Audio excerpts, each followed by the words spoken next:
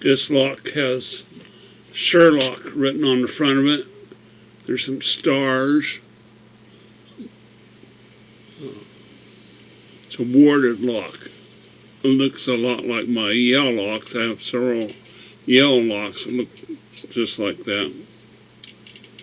And I went through my keys and my tryout keys, and I found one that would fit.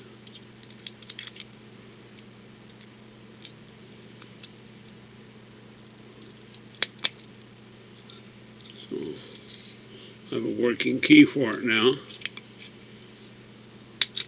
The tryout key is smaller than the Yale key, so could be a different manufacturer that has the same body style.